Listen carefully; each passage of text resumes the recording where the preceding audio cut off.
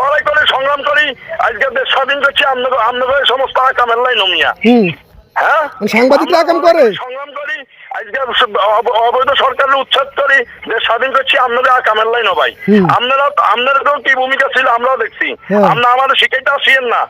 আপনি কেন সেখানে আপনি আমার প্রশ্ন করা আপনার রাইট না। আপনি আমার ভাইকে ওইখানে রেকর্ড করা এটা পারিবারিক ব্যাপার।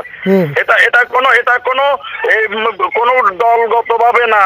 এটা বা কোনো কারো জায়গা জমি নিয়ে আমি কি একবারও দলের কথা শুনেন কি বলেন যে আপনি শুনেন আজিম ভাই আমি কি একবার আপনার এখানে দলের কথা জিজ্ঞেস করছি?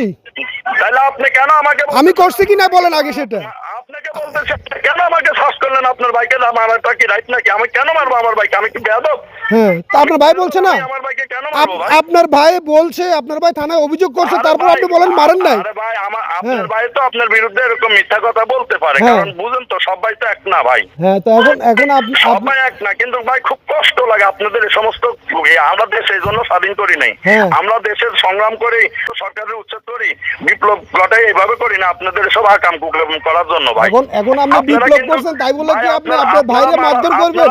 আপনি সাংবাদিকরা এখন হুমকি দিচ্ছেন। ধরো ভাই কেন মারধর করবো? আমার ভাই আমারে মারছে, আমার ভাই বড় ভাই আমাকে মারতে পারবে, আমি কেন আমার ভাইকে? কিন্তু আমার ভাই এখন আমার ভাই আমার কথা শুনেন, এক মিনিট আমার কথাটা শুনেন।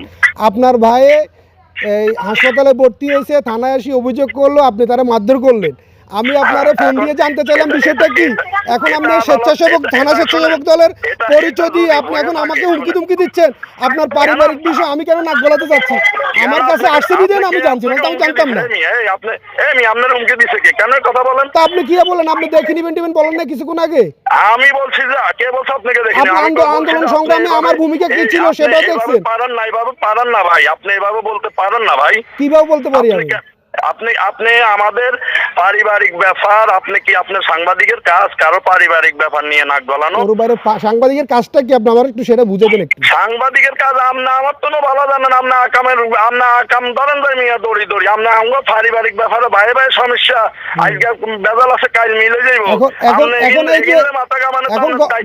গতকালকে যে 5 টাকার জন্য 5 টাকার বিদ্যুৎ বিলের জন্য যে রামগঞ্জে ভাই বাইরে পিড়ি মারি ফেলাইলো, ওটা কি পারিবারিক ঘটনা না?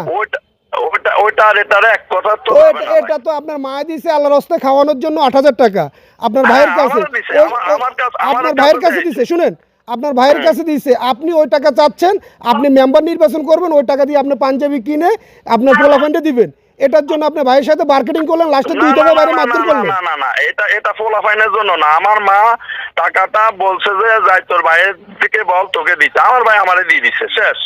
এখন আমার ভাই কেন বাড়াবাড়ি করে আমার ভাই বলতে পারবে, কিন্তু কোন পোলাপাইনে না, আল্লাহ রাস্তা দেওয়ার জন্য। এটা আল্লাহ রাস্তা দেওয়ার জন্য, এটা জাকাতের টাকা, এটা আল্লাহ রাস্তা দেওয়ার জন্য। আচ্ছা ঠিক আছে, আমার মাধ্যমে কইছে যে তোর মাধ্যমে তুই আল্লাহ রাস্তা দিয়ে দে। আপনি স্বেচ্ছাসেবক দলের কোন পোস্টে আছেন? আমি আছি থানা জয়েন্ট কনভেনার। আপনার তো বহিষ্কার করা হয়েছিল 1 বছর আগে। কে বহিষ্কার করছে? আপনার জেলা স্বেচ্ছাসেবক দলের সেক্রেটারি বলছে বহিষ্কার করছে আপনারে। জেলা স্বেচ্ছাসেবক দলের কে বহিষ্কার করছে আমারে? আপনার জেলা স্বেচ্ছাসেবক দলের সেক্রেটারি যে হারুন, উনি কিছুক্ষণ আগে আমাকে স্টেটমেন্ট দিয়েছে আপনাকে উচ্ছৃঙ্খলতার জন্য আরো 1 বছর আগে বহিষ্কার করছে দল থেকে। আচ্ছা, আমি হারুনকে ফোন দিতেছি, হারুন ভাইয়ের সাথে জানতে চাইতেছি, অসুবিধা নেই। আর আপনার এত ধরনের এদিকে সেদিকে এত ধরনের কথা, ঘটনা কি? না ঘটনা কি আপনি পরিচয় দিলেন দেন, আমি বিষয়টা জানার চেষ্টা করছি। আমি স্বেচ্ছাসেবক দলের থানা জয়েন্ট কনভেনার।